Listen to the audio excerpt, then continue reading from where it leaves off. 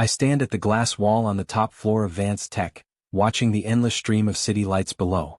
Everything I have built over the past 8 years is finally paying off.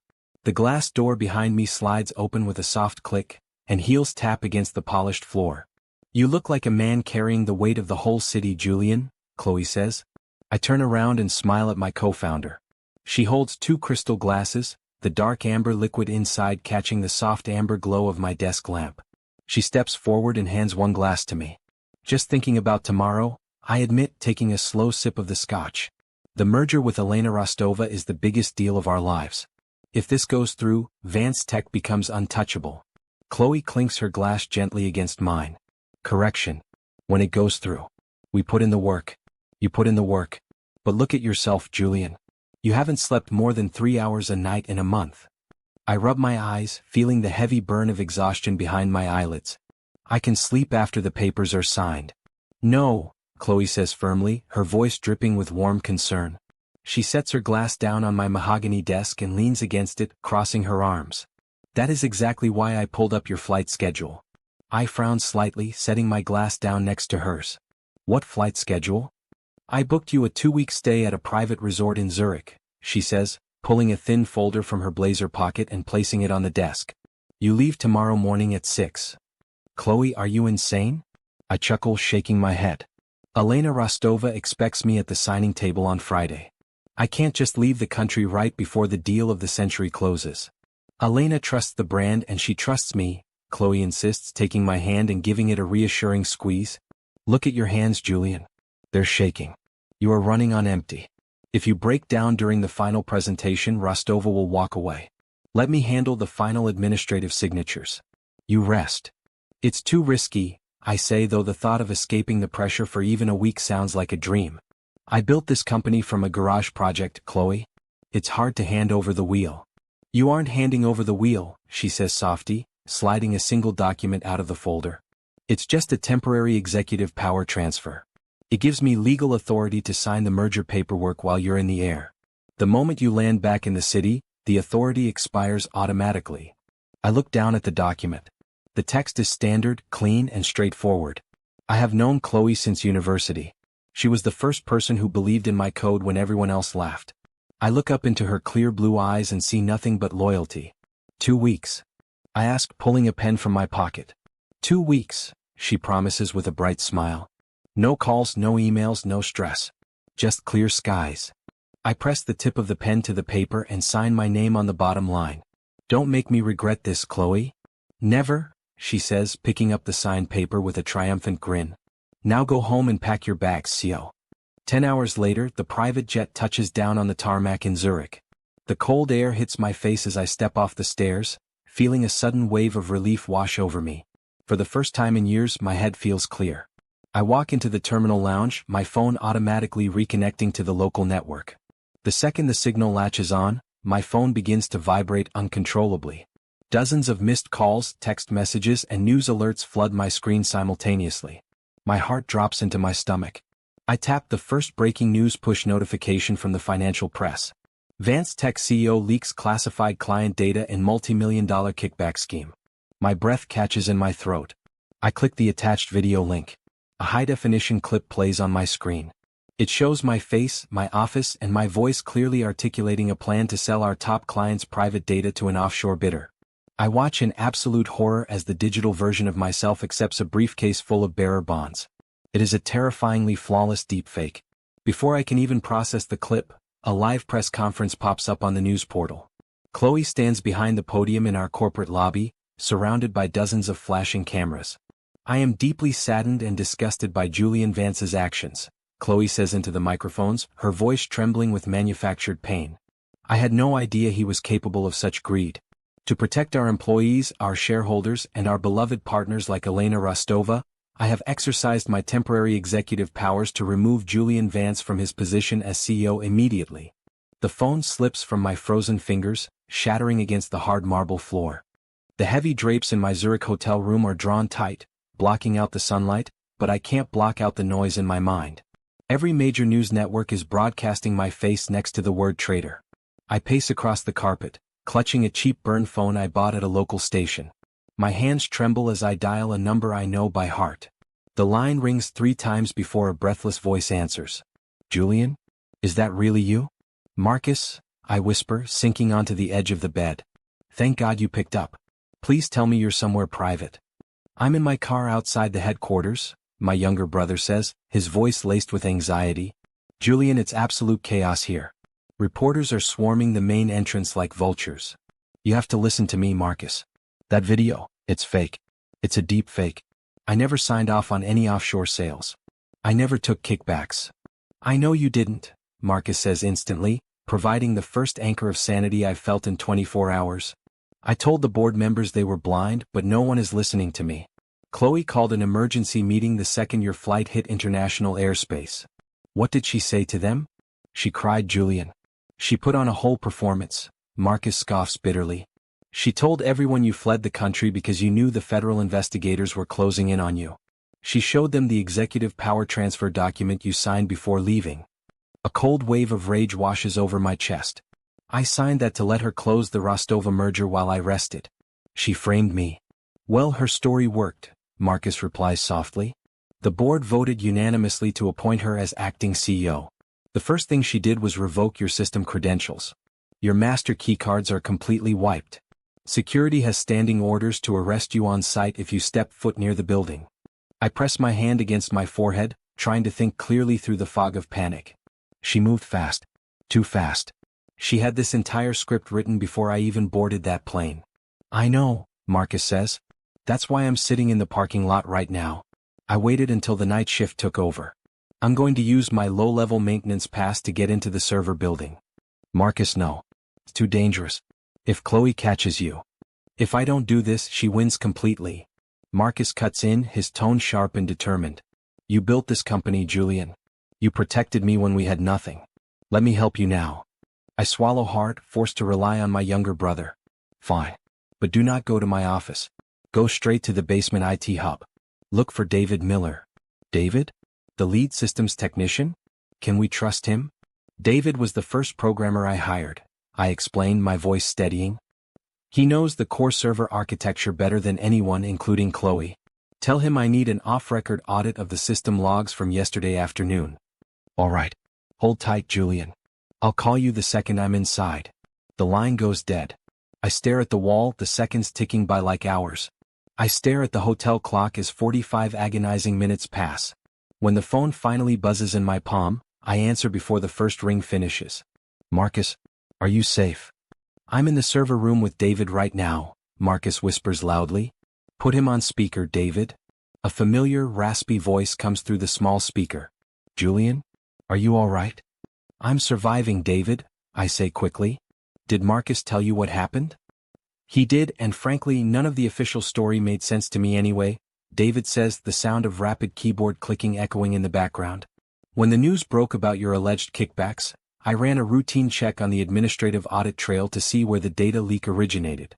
And what did you find? I ask, leaning forward. That's the crazy part, David replies.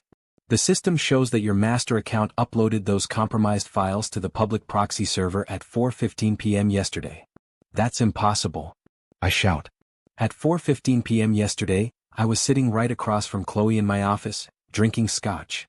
I know, David says calmly. Which is why I dug deeper into the hidden network layers. The login command came from your account, yes, but the physical IP address wasn't mapped to your desktop computer. My pulse spikes. Where did the signal come from, David? It originated from a private virtual network router, David answers, his voice growing cold. A router registered under Chloe Bennett's personal employee ID. Someone used an administrative bypass tool from her office to mirror your digital footprint and execute the file transfer. The room seems to spin around me as the final piece of the trap locks into place. She didn't just take advantage of my burnout, I whisper, the shock giving way to an icy, absolute clarity. She planned every single second of this. She wanted me out of the country so I couldn't access the local logs to clear my name. It gets worse, David adds. She scheduled an automated wipe of the internal security camera feeds for midnight tonight. If I hadn't pulled these raw logs right now, the evidence pointing to her IP address would have been erased forever. Can you extract those raw logs and save them to an isolated drive? I demand. Already done, David says. Marcus has the encrypted flash drive in his pocket right now. Good, I say, a bitter smile touching my lips for the first time in days. Chloe thinks she buried me. She thinks I'm going to hide in Europe and cry while she takes my company. What's the plan, Julian? Marcus asks. Keep your head down and act like nothing happened, I order. Let Chloe enjoy her stolen throne for a little longer. We aren't just going to clear my name, Marcus. We are going to bring her whole world crashing down. I sit in the dim hotel room, staring out at the Zurich skyline, forcing my breathing to steady. Every instinct screams at me to board the next flight home and confront Chloe face to face, but rage will only get me destroyed. My burned phone buzzes on the nightstand. I snatch it up instantly. Julian, it's Marcus, my brother whispers into the line. Where are you? Media outlets are reporting that you've gone into hiding. Should I leak the IP server logs to the press right now? No, I say, my voice steady and cold. Do not leak anything yet. If we throw half-cooked evidence at the media, Chloe will just spin it as a desperate cover-up. So what do we do? Marcus asks, frustration sharp in his tone. She's on TV every 6 hours acting like a saint. She just held another press conference praising herself for steering the ship through my tragic corruption. I clench my fist, feeling the plastic casing of the phone creak under my grip. Let her talk. Let her feel completely safe. The higher she climbs, the harder she falls. Have you talked to David today? He's on the line with us right now, Marcus says. A faint click sounds as David joins the call. Julian, David speaks up, his keyboard clicking in the background.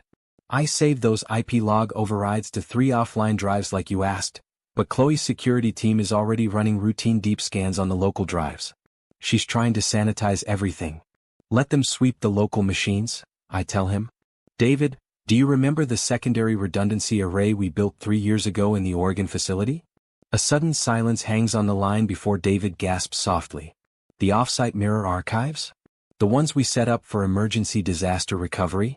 Exactly, I say, leaning toward the phone. Chloe wasn't with us back then. She doesn't know about that hardware protocol.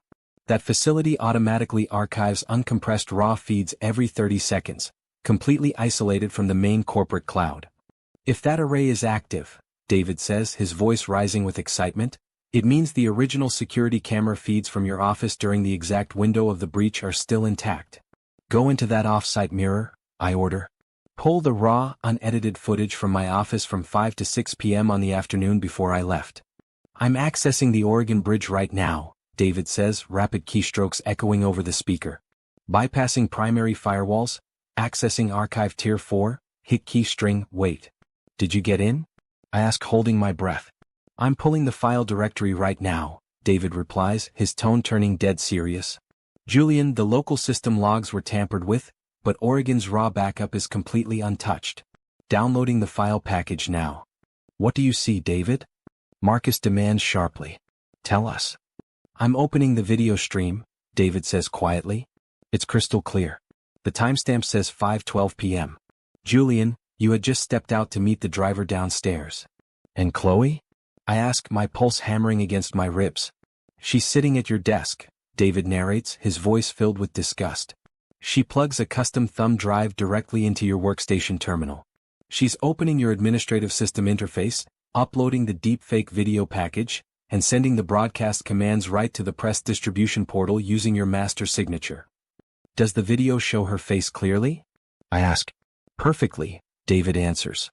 It shows her face, her personal employee badge hanging from her neck, and her distinct silver watch.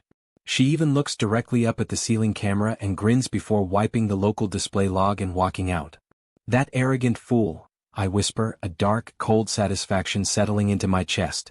She thought wiping the local server memory was enough. Julian, this is unbelievable, Marcus says, his breath hitching. This isn't just corporate sabotage. This is high-level fraud, evidence tampering, and outright theft. We can take this straight to the district attorney. No, I say instantly. If we give this to the police now, her lawyers will tie it up in pretrial motions for months, and the board will still let her finalize the company acquisition. We need a complete, public, irreversible execution of her reputation. What are you planning? David asks, leaning closer to his microphone. When is the final merger gala with Elena Rostova? I ask. This Saturday evening, Marcus answers. Chloe booked the grand ballroom at the St. Regis. She invited 300 high-profile investors, tech journalists, and news networks. She wants the whole world to watch her sign the final contract with Rostova. Then that is where we deliver our presentation. I say, my voice razor sharp.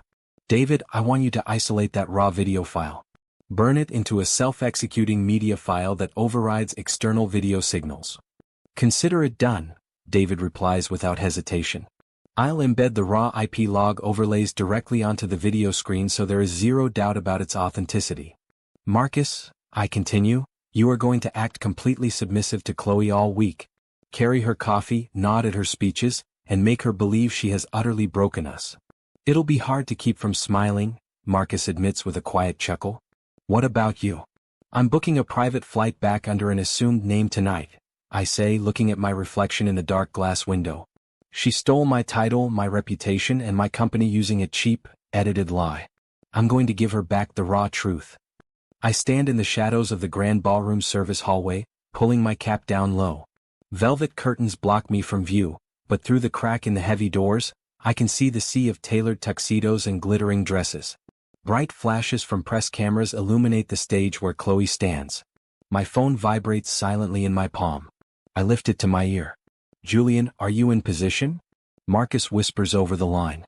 I'm by the backstage control room, I reply softly, keeping my eyes fixed on the stage. Is Detective Harrison here?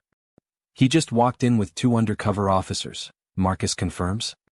He reviewed the raw footage David sent him this morning. He told me it's more than enough for an arrest warrant, but he wants to make sure Chloe attempts to execute the fraudulent contract first. Good, I say, my chest tightening. Where is Elena Rostova? She's sitting at the front table, right next to Chloe's podium. She looks eager to sign. She won't be for long. Is David locked into the AV network? I'm connected, David's voice cuts in through the line, calm and precise. I've overridden the venue's main media server. The moment you give the signal, I'll hijack every projector screen and audio feed in the building. Hold until the contract is on the table, I order. Let her feel the pen in her hand. On stage, Chloe steps up to the podium, tapping the microphone gently. The chatter in the hall dies down instantly. She wears a tailored white suit, radiating confidence and absolute authority. Thank you everyone for coming tonight, Chloe begins, her voice smooth and echoing through the ballroom's surround sound speakers. Tonight marks a new chapter for Vance Tech. A wave of polite applause ripples through the wealthy crowd. We have faced dark times recently, Chloe continues, her expression shifting into a masterclass of sorrow. She lowers her eyes, taking a dramatic, shuddering breath. The recent betrayal by my former co-founder, Julian Vance, cut deeper than any financial loss. I trusted him. We all trusted him. I clench my jaw so hard my teeth ache, watching her pull a lace handkerchief from her pocket to dab away a non-existent tear. When I discovered his corrupt scheme to sell our clients' private data, I was heartbroken, she says, her voice trembling with manufactured emotion. But leadership requires tough decisions. I acted swiftly to protect our company, our values, and our shareholders. Today we put that dark chapter behind us forever. Elena Rostova stands up from her table, holding a sleek leather folder containing the multi-million-dollar merger documents. She walks up the wooden steps to the stage, her presence commanding attention. Chloe, your swift action saved this company, Elena says, taking the microphone. Investors respect strength and integrity above all else. Vance Tech is in capable hands. Let us make this official. Thank you, Elena, Chloe smiles warmly, taking a gold pen from her assistant. With this signature, we usher in an era of unprecedented growth. Chloe places the document flat on the glass signing table. She unscrews the pen cap, positioning the tip directly above the signature line. Cameras flash rapidly, reporters leaning forward to capture the decisive moment of my downfall. David, now, I whisper into the phone. Executing payload, David answers. A sharp burst of static hums through the ballroom speakers, causing the crowd to murmur in confusion. The massive LED screens behind Chloe, which had been displaying the vibrant company logo, suddenly flicker and turn pitch black. What's happening with the AV team? Chloe hissed off mic, her smile faltering for a split second as she glares toward the sound booth. Fix those displays immediately. Is there a system glitch? Elena asks, pausing with her pen hovering millimeters above the paper. It's just a minor technical hiccup, Chloe assures her quickly, waving her hand dismissively. Please let us sign. Before she can touch the paper, the darkness on the central screen is cut by a glaring white timestamp. Thursday, 5:12 p.m. A deep, echoing audio feed booms through the ballroom speakers, drowning out the murmurs of the crowd. "Don't sign that contract, Elena," my voice echoes clearly across the vast hall. Chloe freezes instantly, her face draining of all color as if hit by a sudden Arctic wind. She drops the gold pen, and it rolls off the wooden table, clattering loudly against the stage floor. Who is controlling the audio? Chloe screams into the microphone, her calm facade instantly shattering into pure panic. "Security? Cut the power. Cut the feeds right now." "I'm afraid they can't do that, Chloe." My voice continues over the sound system, cold, unwavering, and sharp as a blade. "You spent 2 weeks telling the world I betrayed this company. Why don't we show everyone who really signed those documents?" The main screen bursts into crisp, high-definition video. The entire room falls dead silent, every single eye locked onto the massive display as the truth begins to play. I push through the heavy double doors of the ballroom and step directly into the blinding light of the center aisle. Whispers erupt through the crowd like wildfire as heads turn toward me. "Julian Vance?" a reporter gasps, raising a camera. "He's actually here." 2 security guards charge down the steps to block my path. "Sir, you need to step back immediately," one demands, reaching for his holster. "Touch him and you'll be named co-conspirators in a federal investigation." Detective Harrison's authoritative voice booms from behind me. He steps into the light, holding his badge high. "Stand down." On stage, Chloe grips the edges of the podium, her knuckles turning bone white. "He's a fugitive," she screams through the microphone, her voice cracking with hysterics. "Security, throw him out. He's trying to ruin this merger." "The only thing being ruined tonight is your lie, Chloe," I say loudly, taking slow, deliberate steps toward the stage. Above us, the massive screens illuminate the hall in vivid detail. The unedited footage plays at full volume. The crowd gasps in unison as the video clearly shows Chloe sitting at my workstation. "Look at the screen, Elena," I say, pointing up at the display. "That is the raw, uncompressed security feed from the off-site disaster recovery server in Oregon. It can't be wiped and it can't be edited. This is a fake." Chloe shrieks, turning to Elena Rostova with wide, terrified eyes. "Elena, listen to me. You fabricated this. He's a software expert, he made this to frame me." "Did I fabricate your voice too?" I ask, pulling my phone from my jacket pocket and pressing play on a second audio output. David's audio feed takes over the room's main speakers. Chloe's distinct voice echoes through the hall, pulled from her private office call logs. "Once Julian is on that flight to Zurich, execute the press release. Make sure the deepfake hits every major news outlet simultaneously. He'll be too stunned to react before I sign with Rostova." Elena's face turns to pure ice. She slowly pulls the merger contract away from Chloe's reaching hands and tears the multi-million-dollar agreement completely in half. "Elena, please?" Chloe begs, dropping to her knees on the stage floor, her polished image completely shattering. "I did it for the company. Julian was too weak, he was going to hold us back. You need me." "What I need," Elena says, her voice dripping with venom as she steps backward, "is to never see your face again. You are a fraud, Chloe. I am pulling all Rostova capital from Vance Tech effective immediately until Julian Vance is fully reinstated." Detective Harrison steps up onto the stage, flanked by 2 armed officers. He pulls a pair of steel handcuffs from his belt. "Chloe Bennett," Harrison says sternly, his voice echoing across the silent room. "You are under arrest for corporate fraud, evidence tampering, identity theft, and grand larceny. You have the right to remain silent." "No. Get your hands off me." Chloe screams, thrashing wildly as the cold metal clicks tight around her wrists. She turns her frantic gaze toward me, tears finally streaming down her face, real tears of terror this time. "Julian, please, talk to them. We built this together. I made a mistake, I was desperate. You can't let them destroy my life." I walk slowly onto the stage, passing the police officers, and stop right in front of her. I look down into the eyes of the woman I trusted for years, feeling no anger left inside me, only cold, absolute justice. "You destroyed your own life the second you sold out my loyalty for a title," I say softly, so only she can hear the quiet finality in my words. I reach out to the podium where she had set her things. Sitting right next to the stolen CEO title marker is my original custom-engraved brass nameplate. Julian Vance, founder and CEO. I pick it up, sliding it smoothly into my coat pocket. "Julian, please?" Chloe sobs, her voice echoing pathetically as the officers haul her off her feet. Don't do this to me. I'm sorry. I'm so sorry. Take her away, detective, I say, turning my back on her for the last time. The press erupts into a storm of camera flashes and shouted questions as Chloe is dragged down the stage steps in cuffs. Reporters surge forward, shoving microphones toward the front of the stage. Mr. Vance, a journalist from the Financial Times shouts above the noise. Are you taking back control of Vance Tech tonight? Mr. Vance, what is your message to the board? Another reporter demands. I step up to the podium, looking out over the crowd of investors, news anchors, and executives who had condemned me just hours ago. I lean down into the microphone. Vance Tech is officially back under real leadership. I announce, my voice calm, firm, and carrying across the entire ballroom. The truth is live. The lies are over. And tomorrow we clean house. Elena Rostova walks back toward the stage, extending her hand with a sharp, respectful nod. It seems I owe you an apology, Julian.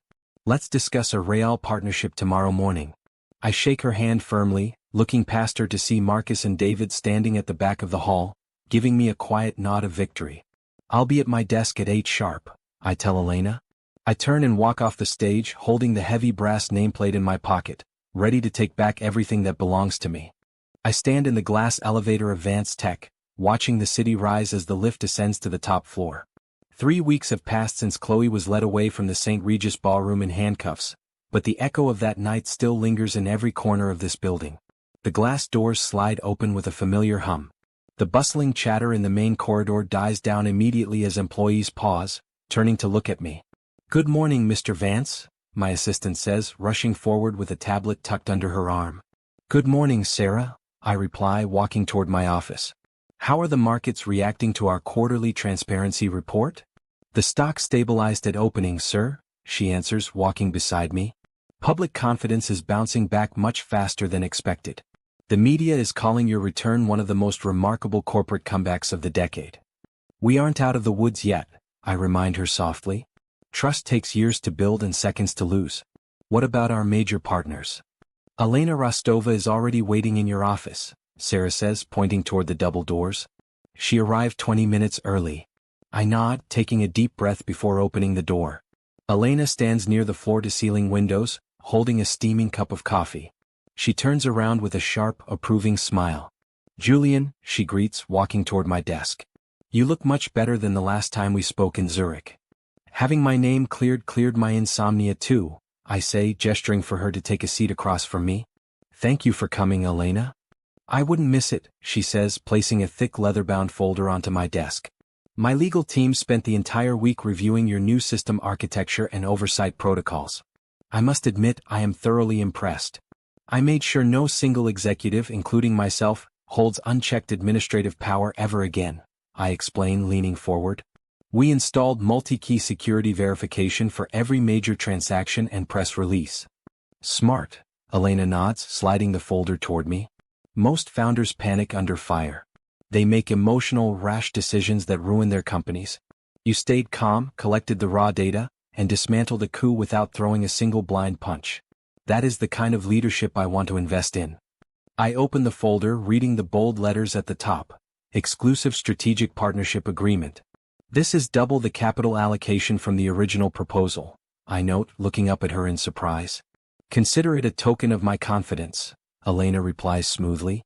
I don't invest in fragile promises, Julian. I invest in resilient people. Sign the document, and let's make Vance Tech global. I take my pen, signing my name neatly on the line. Partnering with you is an honor, Elena. The honor is mine, CEO, she says, standing up to shake my hand firmly. I'll let you get back to managing your empire. As Elena exits, the door swings open again and Marcus steps inside, carrying 2 cups of coffee. He sets one on my desk and slides into the chair opposite me with a wide grin. Was that the ink drying on the Rostova deal? Marcus asks. Signed and sealed, I tell him, taking a sip of coffee. How are things in the IT department?